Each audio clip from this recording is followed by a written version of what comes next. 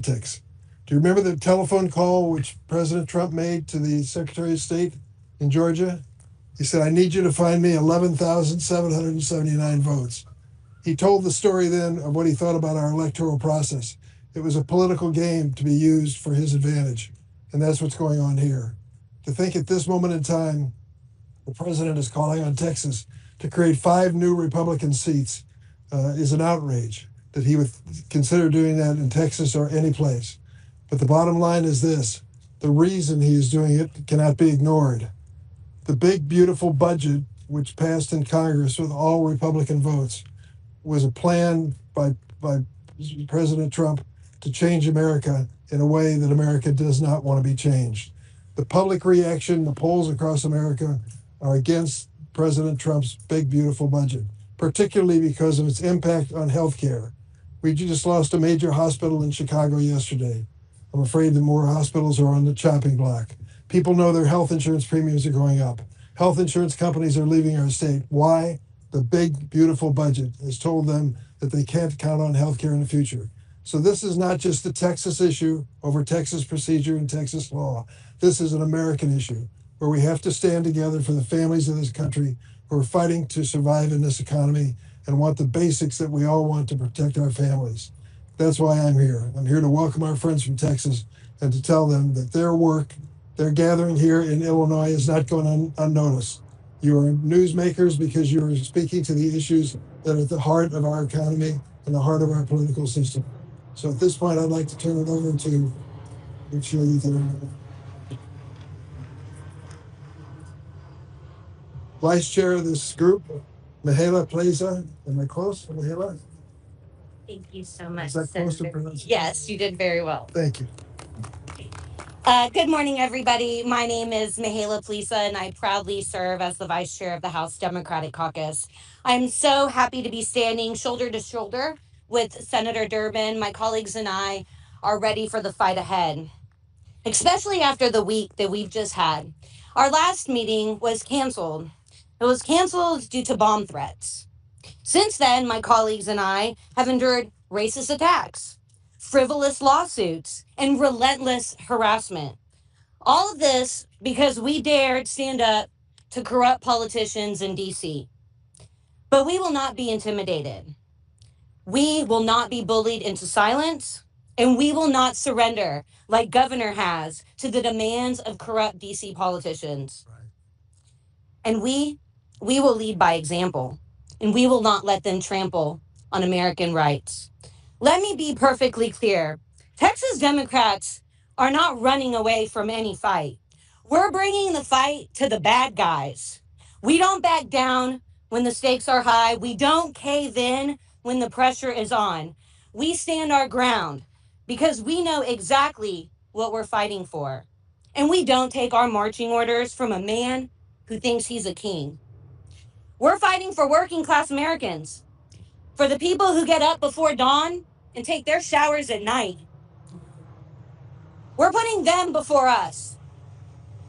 They work the long hours and struggle to make the ends meet. It's about the normal people, the working class people, the regular American people against the billionaires. That's what we're fighting for. It's for parents who want to send their kids to a safe school. It's for women who want to have access to health care. It's for our retirees who just want to retire with dignity. It's to protect Social Security. Texas Democrats are standing for fair maps.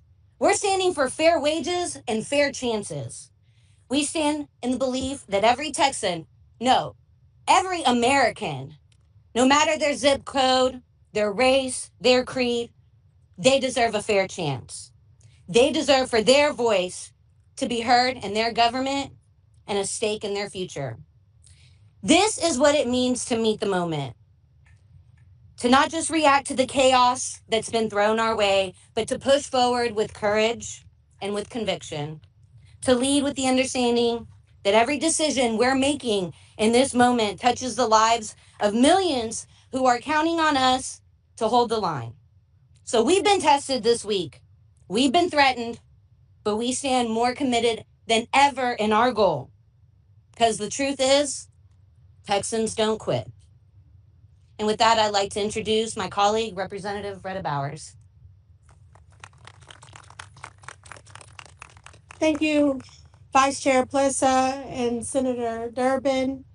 I am State Representative Retta Andrews Bowers, representing House District 113 and proudly serving as the first Vice Chair of the Texas Legislative Black Caucus.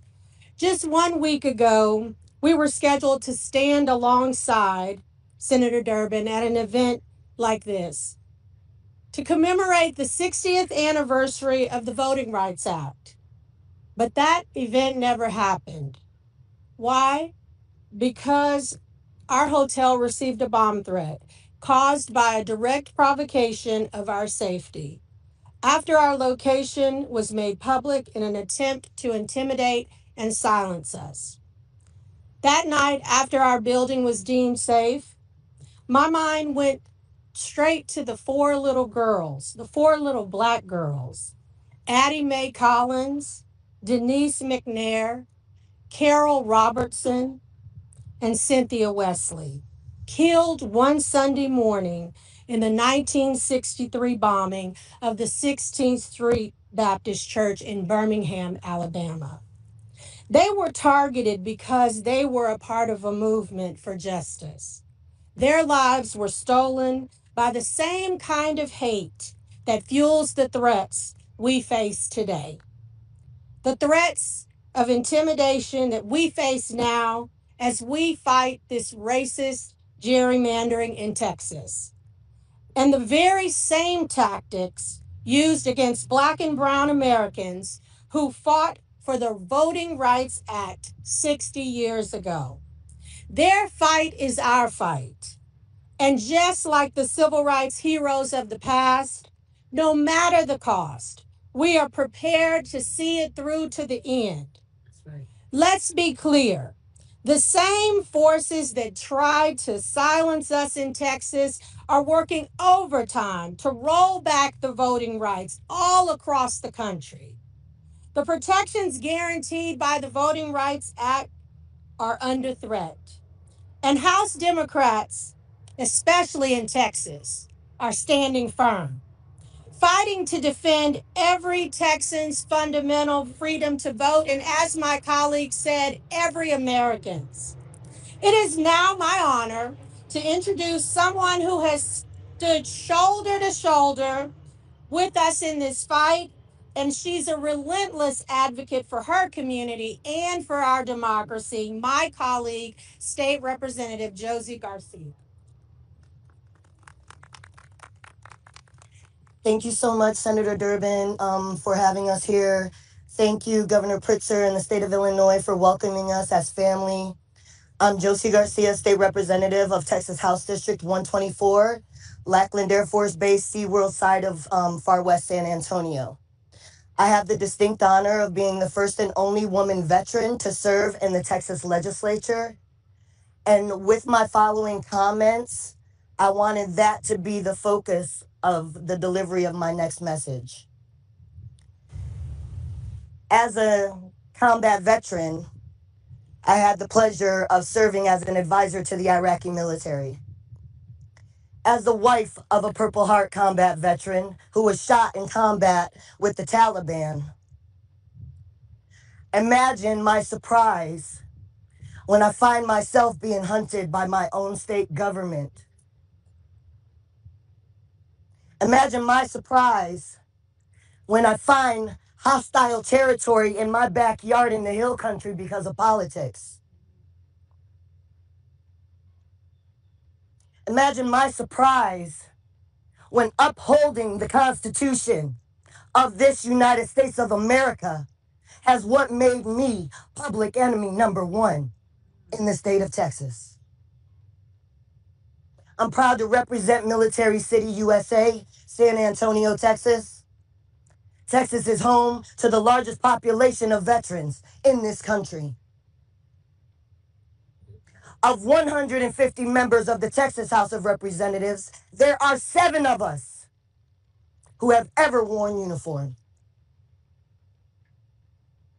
So imagine my sense of dishonor when men who have never worn a uniform have zero idea of what it is to sacrifice your life to protect and defend.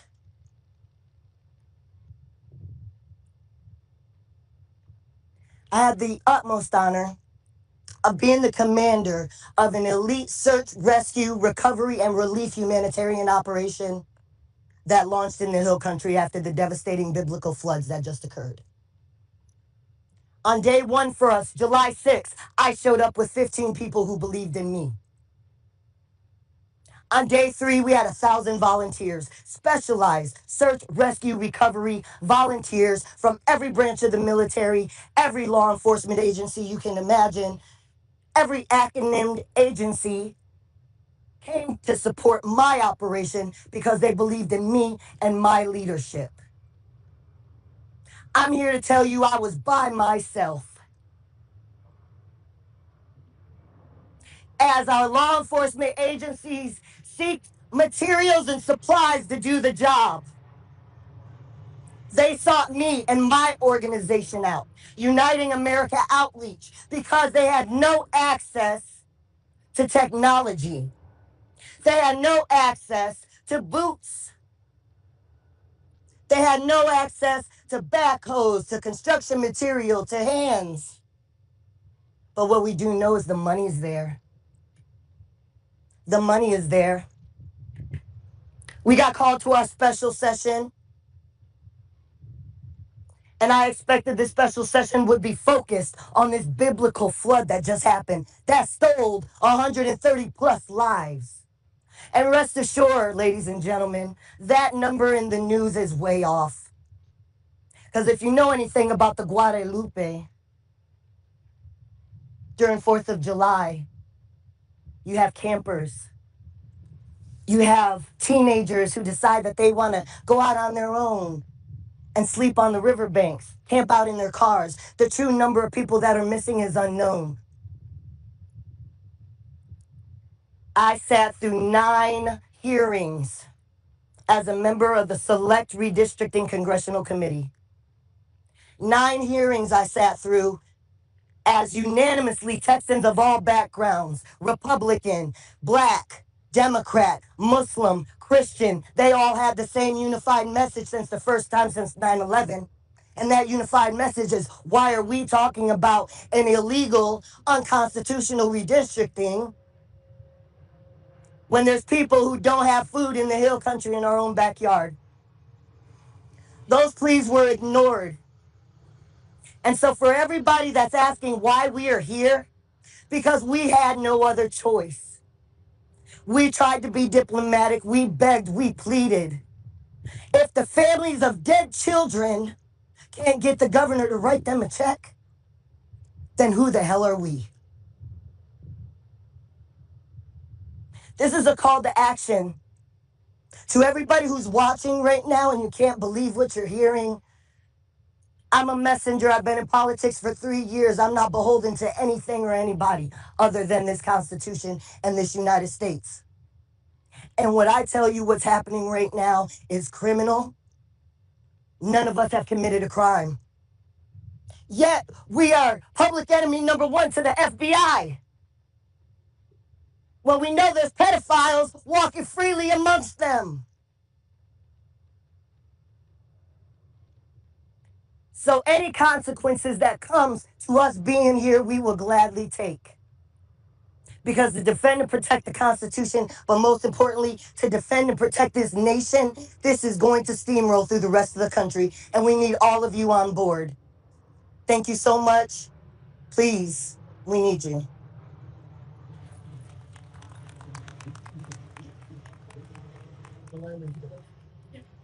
Any questions? Oh, I have two. Can I ask one on topic first?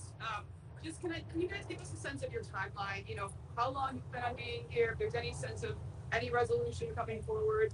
I know it's been. So in Texas, after the 140 days regular session, the governor can call us back. He has called us back for 30 days. We intend to kill the first called special session. So August 19th is when that ends. So that's when you plan on going back? That's when negotiations open up again. That's when the session's over. That's when the special session ends. So we hope that the governor will start putting flood victims before political power grabs if he does call another special. He said he'll do special session after special session after special session. Are you able to withstand all of that financially and emotionally? You all have families at home. We're going to continue using all of our tools. I want to be clear. We have said from the beginning, our objective here is to deal with the corruption of this special session. We're hoping that the next special session does not also have to be corrupt. And that is entirely upon Governor Abbott and the Republican leadership of that state. The people of the state of Texas have been crystal clear, including Republicans. They do not support what they are doing. They do not support them rigging the system. They do not support them lying, cheating, and stealing. Even Republicans want things to be fair. They want people to follow the rules. We have laid out the case of why Governor Abbott needs to listen to the people of the state of Texas. If he does not, if he simply calls another special session to do things that are selfish, things that are for him, things that are for his buddies, that's up to him. We can't make him be a better leader, but we can always hope. So if he separates that bill, the flooding from the redistricting, will that prompt you to go back? We have said point blank, time after time after time, that if Governor Abbott says we will take care of the people of the state of Texas first, if he makes that commitment today, we'll be back. All we want him to do is actually listen to the people and do what they ask. That's it. Financial piece of it, if I may, real quick, when we're talking about the financial piece of what's happening right now, keep in mind that it costs a lot of money to call a special session. But what also costs a lot of money is sending 4 unmarked officers, agents to my home, where you know I have special needs children and a husband who has PTSD, and you know I'm not in the state, but you're gonna exacerbate our resources of an already taxed law enforcement agency to go and do this performable theater of tax-funded waste. This is fraud, waste, and abuse in its purest form, and that needs to stop immediately. Can you all raise your hand if you've heard that your families are being watched by Everybody. I've already had state troopers at my home this morning. This morning Multiple days in a row. and last night. Senator, if we may ask an off-topic question, can we get your reaction to the president's decision to federalize the DC Police Department and deploy the National Guard? First, let me tell you, I am sympathetic and feel a bond to the victims of violent crime wherever they occur, in the District of Columbia, in Illinois, in Texas, and in any state. Having said that, what the president did this morning was political theater. His idea in federalizing the police force of DC ignores the reality. They are making dramatic progress in reducing violent crime in DC. And so it's a typical move by this president to create chaos and uncertainty and to draw the attention from other issues like Jeffrey Epstein and his papers, draw the attention away from the concern of American families that healthcare is beyond their reach and the cost of living is beyond their reach. He's trying to change the subject. He won't be able to do that. Are you concerned Chicago will be next, especially given the deployment of the National Guard troops? I can't predict where this president will move next, but I will tell you, this is no way to solve the problem of violent crime. Yeah, but he's doing legal. It is legal under the Home Rule Act. For 48 hours, he can federalize the DC police force. Then it can be extended another 30 days, and then it takes an act of Congress. He also vowed to end no cash bail in Chicago. Any reaction to that? He's rewriting laws in every state. He should focus on the laws he's responsible for. The big, beautiful budget, so to speak, is a bill that's devastating to the American economy, and the American people know it. He ought to address that. Can we have a discussion that this what Trump is doing right now in terms of federalizing local police force, what Governor Abbott is doing using the state guard, what Ken Paxton and John Cornyn are doing, calling in the FBI. This is all together one piece. This is about the rise of authoritarianism in our country. This is about saying that we don't care what your local city wants. We don't care what your state wants. We don't care what you do that's good for your people. We're going to tell you what to do. And this is not just a blue state issue. This is going to come to red states just the same. Like Texas is a state that is violently proud of our independence, whether you're a Democrat or a Republican. And you're watching the leaders who in years past, no matter if the president was a Democrat or Republican, they say, we're going to do what we want. Thank you. Now just casually bending the knee to them without even a second thought. This is happening across our country. And if we don't stop it, this is the end. If we don't stop this authoritarianism coming across, by the time we realize that we need to fight back, it may be too late. They may have everything under control. Any other questions? Can anybody talk about the Adams County lawsuit? Is that something? What is that? I'm not aware. I'm not aware. I'm not aware. That's the one, the Texas folks have gone to Adams County to say, we want these Texas Democrats, Adams County. Oh, that's the Illinois suit with the lawsuit. Yeah. No, it's frivolous. Short answer is but I mean, they. no.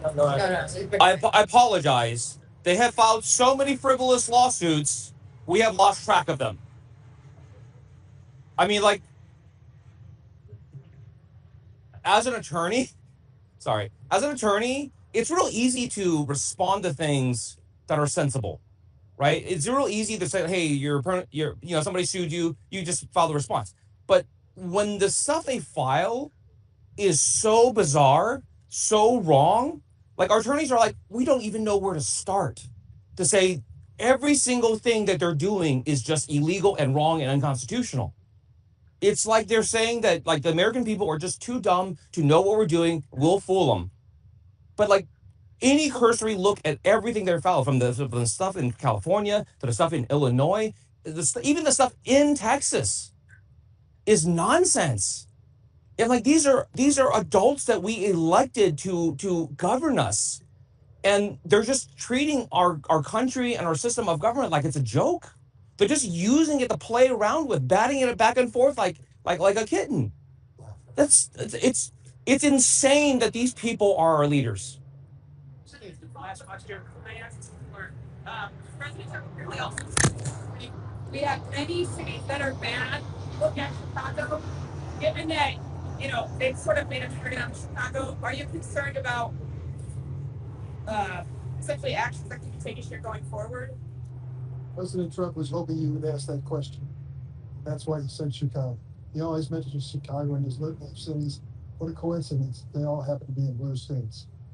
That's where he focuses his political attention. I am concerned about crime, as I'm certain everyone here is. Bottom line is, chaos is not the answer.